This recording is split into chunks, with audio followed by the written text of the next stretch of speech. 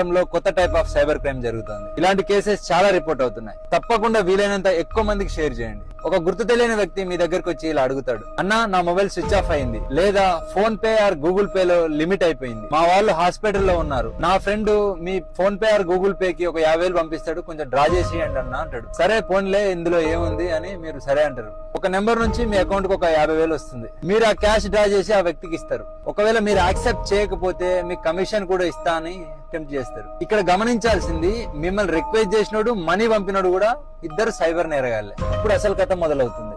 మీకు ఎవడైతే మనీ పంపిండో అదే నెంబర్ నుంచి మళ్ళీ రిటర్న్ గా వాడే సైబర్ క్రైమ్ కాల్ చేస్తాడు. సార్ పొరపాటున రాంగ్ నెంబర్ కి మనీ పంపాను అని ఆ ఎవిడెన్స్ కూడా వాళ్ళకి పంపిస్తాడు. వెంటనే మీ అకౌంట్ ఫ్రీజ్ లోకి వెళ్ళిపోతుంది. ఇలాంటి scams petrol bunks, hospitals, shopping ఏరియాలో ఎక్కువ జరుగుతున్నాయి. గుర్తు తెలియని వ్యక్తులను నమ్మి లేదా కమిషన్ ఆశపడి మీ PhonePe or Google pay లో డబ్బులు పంపించుకోకండి. మీ అకౌంట్ సైబర్ క్రైమ్స్ లో ఇన్వాల్వ్ అయితే సిబిల్ స్కోర్ కూడా ఇబ్బంది వస్తుంది. ఫ్యూచర్ లో లోన్స్ లాంటివి తీసుకునేటప్పుడు కూడా ఇబ్బందులు వస్తాయి. Prevention is better than cure. తస్మాత్ జాగ్రత్త. మానవత్వం మంచిదే, కానీ జాగ్రత్త ఇంకా మంచిది. Thank you.